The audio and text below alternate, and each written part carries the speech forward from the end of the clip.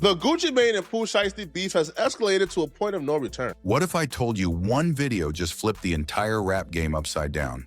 No warning, no explanation, just one chilling clip that made everybody stop and say, nah, this can't be real. Pooh Shiesty just came home from the feds, and instead of a victory lap, the internet woke up to pure chaos. A video surfaces, Gucci Mane, the trap god, and the energy, off, cold, uncomfortable, like something was seriously wrong behind the scenes. Everybody thought it was a reunion story, big bro and little bro back together, ready to run it up like they never missed a beat. But that's not what happened. Instead, whispers started spreading fast. Robbery allegations, a kidnapping plot, people saying paperwork got signed under pressure, others claiming loyalty got traded for power, and suddenly that one video didn't feel random anymore. It felt like a warning. The streets started talking. Blogs went crazy. YouTube detectives slowed down frames, replayed moments, and connected dots that nobody wanted connected. Was this about money? Was it about contracts? Or was this something way deeper, something personal? Because when relationships this close explode, it's never just business. And by the time you hear how this story really started, from the rise, the trust, the loss, and the betrayal, you'll realize this wasn't just rap drama. This was a ticking time bomb that finally went off. Pooh Shiesty coming home from the feds was supposed to be a moment of celebration. October 2025. The streets were watching, the blogs were ready, and the rap game knew something big was about to happen. This wasn't just any artist getting released. This was one of the most feared and respected voices to come out of Memphis in years. Start passing away, like, I could agree with me being in there and having some alone time to think. I could really agree with it, but like to this day, I still ain't really got over that, you know what I'm saying? So it's my little cousin, like I was there, you know, every step of the way until, unfortunately, I wasn't there no more, you know?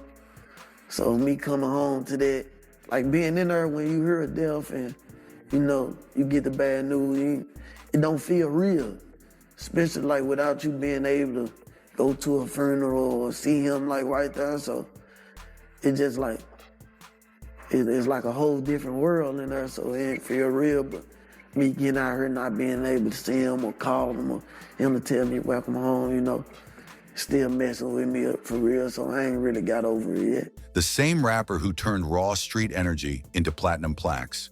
The same artist whose voice became a soundtrack for an entire era of drill-influenced Southern rap. And standing behind that rise from the very beginning was one name that carried more weight than almost anyone else in hip-hop: Gucci Mane. From the outside, the story looked perfect. The trap god signs a young Memphis star, puts him on, gives him the spotlight, and helps turn him into a household name. Pooh Shiesty didn't just benefit from the cosign, he capitalized on it. Back in Blood wasn't just a hit, it was a statement. A song that dominated the streets, the clubs, and the charts all at once. Billboard Hot 100, Top 15, platinum certifications, Shiesty season debuting high on the Billboard 200. Memphis was officially back in the conversation, and Pooh Shiesty was leading the charge. And Gucci? Gucci looked like the mastermind again, the OG who could still spot real talent and turn it into gold. 1017 Records was moving like a machine. The visuals, the collaborations, the energy, everything felt locked in. To the public, it looked like a genuine big bro, little bro relationship. Not just business, but loyalty, trust, respect. But the rap game has a way of hiding cracks behind success. Behind the scenes, Pooh Shiesty's rise was moving just as fast as his legal problems. In late 2020, a situation in Florida would quietly start changing everything. Allegations involving a robbery, a rented luxury car, a firearm, cash tied back to social media posts. At the time, most fans didn't fully understand how serious it was. Rappers catch cases all the time, right? But this one didn't just fade away. Then came Miami, Memorial Day weekend, a nightclub, another incident, another gun allegation. This time, someone got hurt. The walls started closing in. By early 2022, it was over. Federal charges, a plea deal, 63 months. Just like that, Pooh Shiesty went from being one of the hottest rappers in the game to another name swallowed by the system. And here's the part that matters. Through all of that, Gucci Mane stayed solid, publicly at least. He spoke up for Shiesty. He called him family. He told the world he had plans waiting, that this wasn't the end, just a pause. For an artist sitting in a federal cell, that kind of support matters more than people realize, especially when the label boss isn't just a businessman, he's a symbol. Time passed. The industry moved on, but Pooh Shiesty didn't get forgotten. His music kept streaming. His name stayed relevant. And while he was locked up, tragedy struck the 1017 family in a way that would change everything forever. Big Scar, not just another rapper on the label. Big Scar was blood. Pooh Shiesty's cousin, someone he grew up with, someone who was right there on the same journey. Big Scar was carving out his own lane, building his own fan base and proving he wasn't just riding coattails. Then suddenly he was gone. December 2022. Accidental overdose. 22 years old. For Pooh Shiesty, stuck behind bars, that loss hit different. No funeral, no goodbye, no closure. Just news delivered through prison walls. Pain with nowhere to go. And when grief doesn't get processed, it turns into something else. Anger, resentment, questions. That's when things started getting uncomfortable. Rumors began circulating about Big Scar's funeral expenses. Who paid what? Who promised what? Who didn't show up the way they were supposed to? Public arguments. Family members speaking out. Receipts posted online. Accusations flying. Gucci's camp said one thing. Scar's people said another. And even though some tried to calm it down later, the damage was already done. From the outside, it looked messy. From the inside, it felt personal. Now fast forward to October 2025. Pooh Shiesty is free. He walks out of federal custody into a completely different rap landscape. New stars, new alliances, new power structures. But one thing everyone expected was simple. Him and Gucci Mane standing side by side again. At first, it looked like that was happening. Gucci welcomed him home online. Fans celebrated. The narrative wrote itself. Redemption arc, second chapter, bigger than ever. But then, things started feeling off.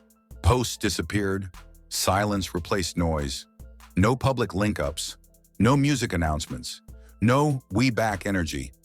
Then Pooh Shiesty drops new music, and people notice something strange. Shout-outs that feel intentional. Names that shouldn't be there. Names that definitely shouldn't be missing. Yo Gotti. For anyone who knows Southern rap history, that name changes everything. Gucci Mane and Yo Gotti don't just have a casual rivalry.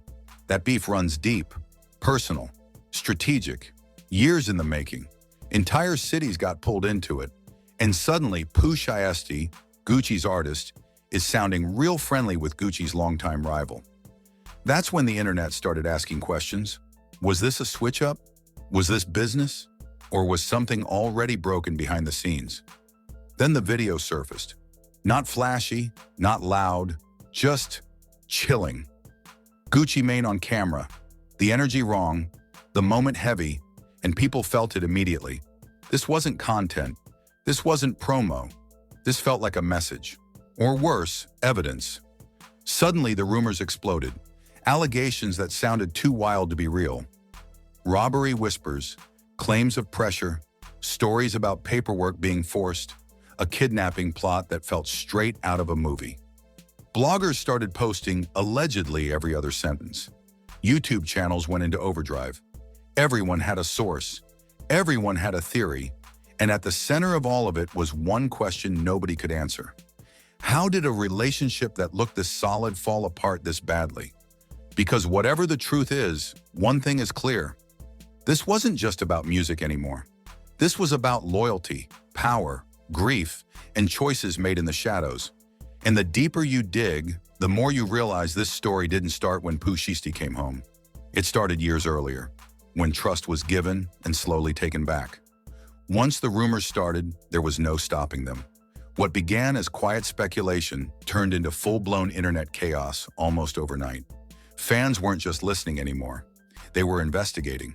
Every post, every lyric, every deleted story became evidence. And the more silence there was from Gucci Mane and Pooh Shiesty, the louder the theories got. One of the first things people noticed was how fast the tone changed after Shiesty's release. The welcome home energy didn't last. Gucci's post disappeared without explanation. No interviews, no studio footage, no public support the way fans expected. In hip-hop, silence speaks louder than words, and people started reading between the lines. Then Shiesty dropped new music, and it only added fuel to the fire. The song performed well, proving his star power was still intact, but listeners weren't focused on the charts. They were listening for names. And when Yo Gotti's name popped up, and Gucci's didn't, the streets immediately reacted. To a lot of people, that wasn't accidental. That felt like a statement. Around the same time, bloggers began pushing stories that sounded almost unreal. Claims that Pooh Shiesty wanted out of his contract. Allegations that the deal wasn't what he thought it was. People comparing 1017 to old-school horror stories about bad contracts. Whether true or not, the narrative was taking shape. Shiesty felt boxed in, and he was looking for a way out. Then came the most explosive allegation of all, a kidnapping plot. According to online personalities citing unnamed sources, Gucci Mane was allegedly pressured into signing release paperwork. The story claimed there was a confrontation, that things went too far, and that valuables were taken. Jewelry, a ring, a watch. Numbers so big they didn't even sound real. The rumor spread like wildfire because it touched every nerve in hip-hop. Power, betrayal, and humiliation. No police reports surfaced, no official complaints, no charges. But that didn't slow anything down. The internet doesn't wait for confirmation. It moves on emotion, on history, on context. And the context here was dangerous. People remembered Gucci's long-running issues with artist relationships. Others pointed to Memphis politics. Some tied everything back to Yo Gotti, claiming this was the final chess move in a decade-long war. Videos resurfaced. Old interviews got clipped. Even unrelated footage got pulled into the storm. And then there was that video, the one Pooh Shiesty allegedly shared. Short, chilling, nothing directly explained, but the timing made it feel intentional, like a signal, like someone saying, "I know something you don't." Whether that was the truth or just projection didn't matter. Perception had already taken over. As the story spiraled, another rumor dropped that shocked even the most seasoned observers. Word spread that Pooh Shiesty had been picked back up by authorities. Social media ran with it instantly. People claimed probation violations. Others said it was retaliation. Some even suggested someone close to Gucci made a call. Hours later, the truth came out. Shiesty wasn't arrested. He was in a halfway house as part of standard supervised release. But by then, the damage was done. The correction didn't travel as far as the accusation. It never does. Meanwhile, Yo Gotti's presence in Shiesty's orbit became impossible to ignore. Public love, social media interactions, footage of them in the same spaces. No direct announcement, just optics. And in hip-hop, optics can rewrite reality. Fans began choosing sides. Some said Gucci got played. Others said Shiesty did what he had to do. A few questioned everyone involved. And through it all, neither Gucci Mane nor Pooh Shiesty addressed the allegations directly. That silence became its own answer. Because if none of it was true, why not shut it down? And if some of it was true, how do you even begin to explain it? What was once seen as a legendary mentorship now looked like a cautionary tale, an example of how grief, money, contracts, and old beefs can collide in ways nobody controls. A reminder that in rap, loyalty is often temporary and power shifts fast. By the end of it, one thing was clear. Whatever really happened behind closed doors, the bond between Gucci Mane and Pooh Shiesty was over. No more photos, no more music, no more unity. Just unanswered questions and a story that was far from finished. By this point, the damage was already done. Whether the wild allegations were true or not almost didn't matter anymore. In hip-hop, perception becomes reality faster than facts can catch up, and the narrative around Gucci Mane and Pooh Shiesty had already hardened. Fans weren't waiting for confirmation. They had already made up their minds. What made this situation so explosive was the silence. No press conference, no denial, no, this is cap post. Just two powerful figures moving separately, like the other never existed. For an industry built on loud statements and public energy, that quiet spoke volumes. It told people this wasn't internet nonsense. Something real had broken. For Gucci Mane, the fallout hit deeper than just one artist relationship. People started revisiting his entire label history. Artists who came and went, careers that stalled, tragedies that followed the 1017 name. Some fans unfairly called the label cursed. Others questioned whether Gucci was better as an artist than an executive. Every old criticism resurfaced at once, and losing Pooh Shiesty, his biggest remaining star, made those questions louder. At the same time, sympathy for Gucci was mixed. Some believed he'd been betrayed, that he took a risk, put his name on the line, and got burned. Others felt this was karma for how business had been handled over the years. In hip-hop, there's rarely a clean hero, just different versions of the same story. For Pooh Shiesty, the road ahead looked just as complicated. Musically, he was still hot. Streams were strong. Fans were locked in. His voice still carried weight. But controversy follows artists longer than hits do, especially when legal history is involved. Every move he made was now watched through a suspicious lens. Was he loyal? Was he reckless? Was he playing chess or just surviving? The rumors about aligning with a rival camp only added pressure. Even without an official announcement, the idea alone changed how people saw him. In rap, switching sides isn't just business, it's a statement. And statements come with consequences, whether spoken or not. Meanwhile, the streets kept talking. Stories evolved. Details changed. News sources popped up weekly. Some claims contradicted each other. Others sounded straight up impossible. But the internet didn't care. The story had become entertainment, and the truth was buried under clicks, thumbnails, and reaction videos. And that's the coldest part of all this. What started as a relationship built on trust, opportunity, and shared struggle had turned into content. A cautionary tale consumed in real time. Grief from Big Scar's death, frustration from lost years, tension from old beefs. All of it collided at the worst possible moment. No arrests were made, no paperwork leaked, no official confirmation of anything. Just fragments, just silence, just distance. Some insiders believe time will eventually tell the real story. Others say the truth will never fully come out because too many people have reasons to stay quiet.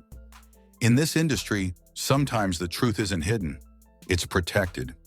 What's undeniable is that this situation changed the landscape. It reminded everyone how fragile alliances are in hip-hop, how fast respect can turn into resentment, how business, family, and street politics don't mix without consequences. There are no winners here. One artist lost a cousin and a brother figure.